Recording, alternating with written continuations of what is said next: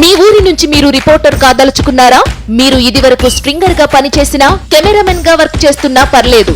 Freelancer గా పనిచేసే chance. రాజకీయాల నుంచి సినిమాల దాకా, లైఫ్ స్టైల్ నుంచి పర్యాటకం వరకు ఎక్కడి నుంచైనా ఏ వార్త అయినా సరే కవర్ చేయవచ్చు. వార్త కొట్టు, క్యాష్ పట్టు. ఆసక్తి గలవారు 9032555277 కి కాల్ లేదా వాట్సాప్ చేయండి. ఒక్క మాట చెప్పండి సార్, ఇప్పుడు గోవధ మీద చాలా పెద్ద గొడవ జరుగుతుంది. గోవధ మీద దాన్ని నిషేధించాలని చట్టాలు ఉన్నాయని, అయినా కానీ ఆ చట్టాలు అమలు కావటం లేదని, అసలు గోవధ మీద మీ పోరాటం ఏంటి, మీ డిమాండ్స్ ఏంటి, అసలు దాని మీద మీ సాధన ఏంటి? ఇక్కడి నుంచి కేసీఆర్ నుంచి మోడీని కూడా అడ్రస్ చేస్తూ చాలామంది మాట్లాడిన పరిస్థితులు ఉన్నాయి. ఈ క్రమంలో మీ వాయిస్ ఏంటి దాని మీద? వాస్తవంగా భారత రాజ్యాంగంలో గోవులను చంపొద్దు అని చెప్పి రాజ్యాంగబద్ధంగా ఆర్టికల్స్ ప్రకారం రాసి ఉన్నది. 1977 చట్టాలు ఉన్నాయి, గో చట్టాలు ఉన్నాయి, గో హత్య మహాపాతకం అని చెప్పి. ఇదే కాకుండా ఖురాన్ లో కూడా గోహత్య చేయొద్దని ఉంది. బైబిల్లో కూడా మహమ్మద్ ప్రవక్త కూడా గోవులను చంపడం చాలా పాపం అని చెప్పడం. డిబేట్ లో మీరు మాట్లాడుతున్నప్పుడు ఒక వాయిస్ వినిపించింది, మీరు గమనించలేదు. గో మాంసం తినకపోతేనే నేరము, అది తినడం వల్ల వచ్చిన తప్పు లేదు, పలానా దగ్గర వేదాల్లో రాసింది కావాలంటే చూడండి అని చెప్పేసి కొందరు అంటే జన విజ్ఞాన ముసుగులో జ్ఞానం లేని అజ్ఞానులు ఇలాంటి వ్యాఖ్యలు చేస్తున్నారు. మనుశాస్త్రం అనేది ఒరిజినల్ వర్షన్ కాదండి.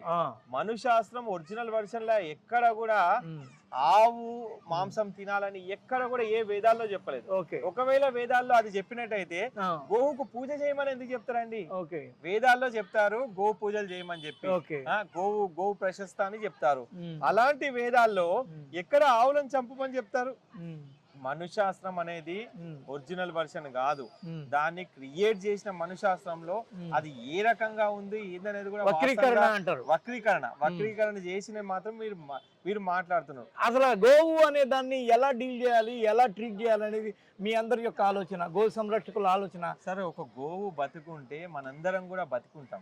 ఎందుకంటే గోవు అనేది ఎక్కడ మతపరమైనది కాదండి. ఒక గోవు బతుకుంటే క్రిస్టియన్ కైనా, ముస్లిం కైనా, హిందువుకైనా, అదే విధంగా సిక్కులకైనా ఎవరికైనా ఒకే రకమైన పాలు, ఒకే రకమైన పంచగవ్యాలు ఇస్తుంది. అలాంటి పంచగవ్యాలతో ఆరోగ్యాన్ని పెంపొందించుకోవడం.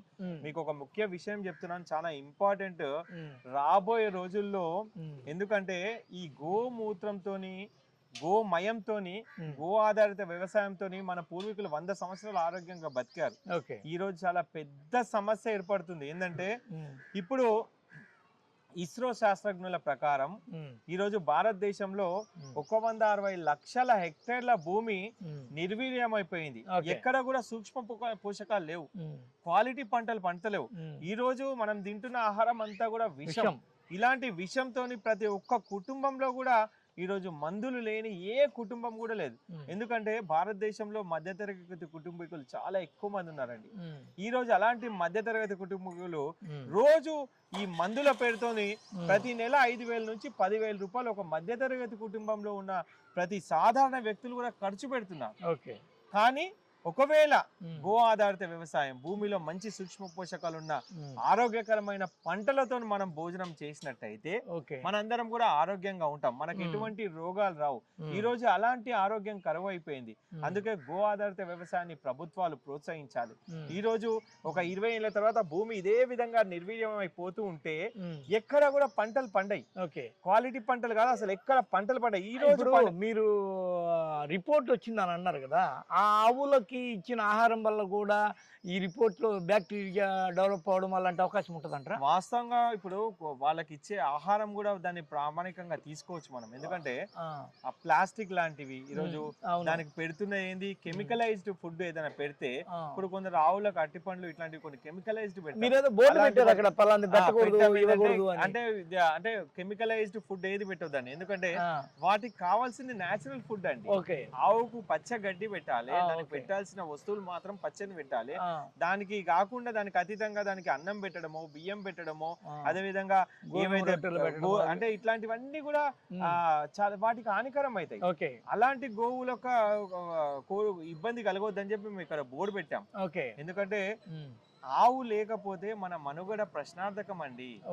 కాబట్టి ఇంకొక విషయం ముఖ్యంగా చెప్తున్నాను ఏంటంటే, ప్రతి వ్యవసాయదారులు కూడా గో ఆధారిత వ్యవసాయం చేయాలి. ఓకే. దాని వల్ల మంచి పంటలు వస్తాయి. సార్ ఆ రోజులో గో ఆధారిత వ్యవసాయం నుంచి మనం ఈ రసాయన వ్యవసాయంలోకి ఎలా వచ్చేసాం సార్? ఇది హరిత విప్లవం పేరుతోని 2వ ప్రపంచ యుద్ధం జరిగిన తర్వాత, ఓకే, ఎప్పుడైతే 2వ ప్రపంచ యుద్ధం జరిగిందో ఓకే, ఈ అణుబాంబులు ఉత్పత్తి చేసే కేంద్రాలన్నీ కూడా ఈ యుద్ధం ఆగిపోయిన తర్వాత ఈ కేంద్రాలన్నీ కూడా జర్మనీ, అదే విధంగా అమెరికా, ఇట్లాంటి పాశ్చాత్య బ్రిటన్ లాంటి పాశ్చాత్య దేశాల్లో ఇలాంటివన్నీ మూతపడే అణుబాంబులు ఉత్పత్తి చేసిన ఈ కర్మాగారాలు మొత్తం కూడా పడిపోయే పరిస్థితి ఏర్పడేది. అప్పుడు వారికి ఆలోచన వచ్చింది ఏంటంటే, ఈ వ్యవసాయంలో ఉపయోగించే రసాయనాలు ఆ యొక్క కర్మాగారాల నుంచి ఉత్పత్తి చేయడం ప్రారంభించారు.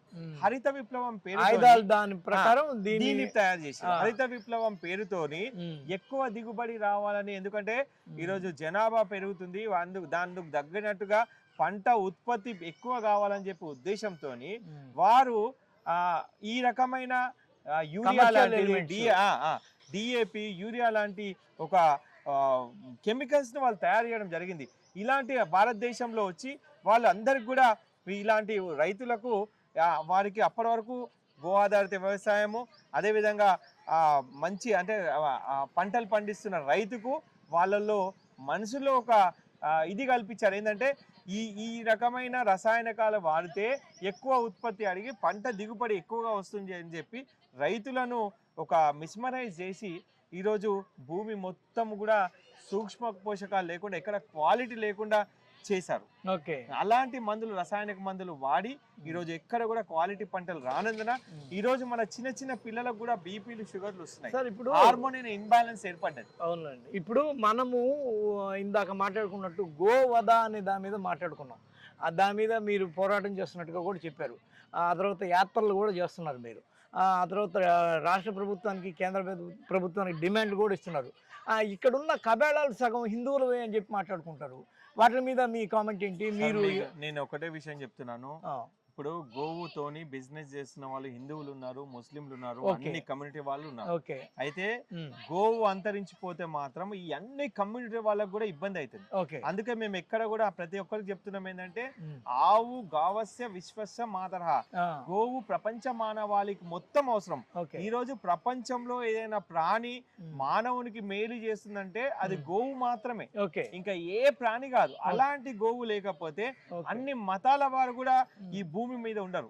కాబట్టి మేము ఇక్కడ మతంతో కాదు, గోవు అనేది అందరికి ఆరోగ్య అనే దాన్ని అడ్డుకోవడానికి మీ యాక్టివిటీస్ ఏంటి? ఈరోజు ప్రభుత్వాలకు మేము ప్రతి ఒక్కరికి కూడా హెచ్చరిస్తున్నాం. ప్రజలకు అవేర్నెస్ తీసుకురావడం మా సంస్థ లక్ష్యము. ప్రజలలో ఒక అవేర్నెస్ తేవాలి. గోవు వల్ల లాభాలు, గో ఆధారిత వ్యవసాయం వల్ల ఏ రకమైన పంటలు పండుతాయి, అదే విధంగా గో ఉత్పత్తులను తీసుకున్నట్టయితే ఏ రకంగా ఆరోగ్యంగా ఉంటాం, అదే విధంగా పంచగవ్యాలు వాడినట్టయితే ఏ రకంగా ఆరోగ్యంగా ఉంటాం అని చెప్పి ప్రమోట్ చేయడమే మా లక్ష్యం. సార్, ఎంత మందిని మీరు ఈ విధంగా ప్రభావితం చేయగలరు? ఇప్పుడు ఒక టాపిక్ ఉంది ఏంటంటే, చాలా వరకు గోవు ఒక పశువుని చూసినంత గౌరవంగా కూడా మమ్మల్ని చూడటం లేదు, మరి జంతువు గొప్పదా మనిషి గొప్పదా అని కొందరు ఒక వాదన తీసుకొస్తున్నారు. సార్, గోవు అనేది అన్ని ప్రాణులకెల్లా విభిన్నమైన ప్రాణి. అందుకే మీరు ఎక్కడైనా చూడండి, గోవును ఎంత ప్రశస్తంగా ఇప్పుడు ప్రతి ఒక్క అన్ని కులాల్లో, అన్ని పార్టీలో ఉన్న వారు గోవును పూజ చేస్తారు. గోవు పూజ కాదండి, గోవు వల్ల ఒక ఎకనామికల్, గోవు తనంతట తానుగా సంపాదించుకోవచ్చు. మన పనికి రాని గడ్డి తిని మనకు అవసరం ఉన్న అన్ని వస్తువులు ఇచ్చేదే ఈ గోవు.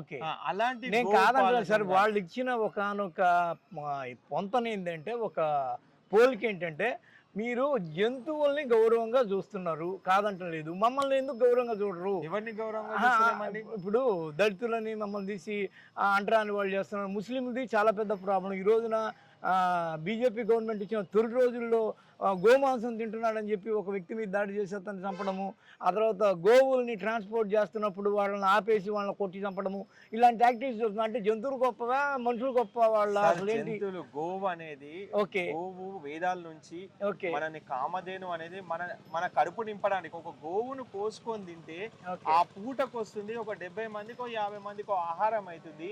అదే ఒక గోవు బతుకుంటే మనకి 20 సంవత్సరాలు కావాల్సిన ఫుడ్ అందిస్తుంది. ఓకే సార్, ఇప్పుడు ఇప్పుడు నేను అనేది ఏంటంటే, ఇక్కడ ఎక్కడ దళితులని ముస్లింలని ఇంకే రకమైన వివక్ష లేదండి. ఎందుకంటే జరుగుతున్నది కానీ వాస్తవమైన పరిస్థితులు గమనించినట్టయితే గోహత్య అంటే గోవును కోసుకొని తినడం అనేది ఎవరికి కూడా మంచిది కాదు. ఎందుకంటే ఆ గోవు బతుకుంటే మనకు ఎన్నో రకాలుగా ఉపయోగపడుతుంది. ఈరోజు ఒక ఒట్టిపోయిన ఆవు కూడా 30 ఎకరాలు సేద్యం చేయడానికి ఆవు పేడ సరిపడిపోతుంది. అలాంటి ఒట్టిపోయిన ఆవులను కూడా మనం సంరక్షించినట్టయితే మనము ఖచ్చితంగా ఈ యొక్క ఇలాంటి చూడండి ఎంత అమాయకమైన జీవి ఈ గోవు. దీన్ని ఒకసారి ఇలా పట్టుకున్నట్టయితే ఇలా అబ్ చేసుకున్నట్టయితే ఎన్నో రకాలుగా మానసిక రుగ్మతలు కూడా తొలగిపోతాయి. వద్దునా మానసిక రుగ్మతలు తొలగిపోతాయి. మీకు కౌ హక్ డే అని మేము పెట్టి మళ్ళీ దాన్ని క్యాన్సిల్ చేసే కారణమే సార్.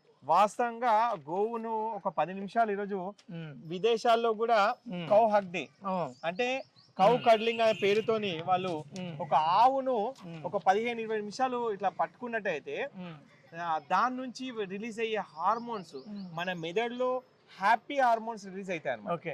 విదేశాల్లో కూడా ఈ సంస్కృతి ఉంది. ఈ మధ్య కాలంలోనే ప్రభుత్వం కూడా ఒక ప్రకటన చేసింది. ఏప్రిల్ 14 రోజు అంటే ఫిబ్రవరి 14 గో ప్రేమికుల రోజు అండి. అంటే గోవును ఎవరైతే అంటే మేము ఒకటే మా సంస్థ నుంచి దాని మీద గో ప్రేమికుల రోజు కూడా హైదరాబాద్ లో చాలా పెద్ద ఎత్తున చేయడం జరిగింది. మేము అనేది ఒకటే, ఇప్పుడు ఆరోగ్యప్రదాయమైన గోవు దగ్గర ఒక 10 నిమిషాలు పోయినట్టయితే క్యాన్సిల్ చేశారు సార్. దాన్ని క్యాన్సిల్ చేయాలి అంటే కొందరు అంటే దాని మీద వ్యతిరేకత కొందరు పని కట్టుకొని గోవుల మీద ప్రత్యేకంగా పని కట్టుకొని చేస్తున్న ఇది కుట్ర. దీని ఈ రోజు కాకుండా రేపు ఖచ్చితంగా ప్రభుత్వాలు స్పందిస్తాయి. ఖచ్చితంగా గోవులను రక్షించే దిశగా ప్రభుత్వాలు వెళ్తాయి. ఖచ్చితంగా నేను అనుకుంటున్నాను ప్రభుత్వం చెప్పినా చెప్పకపోయినా గోశాల నిర్వాహకులు గో ప్రేమికులు యావత్ భారతదేశంలో రోజు కౌను పట్టుకొని ఆరోగ్యం పొందుతున్నారు. మాకు రోజు కౌ హక్ డేనే.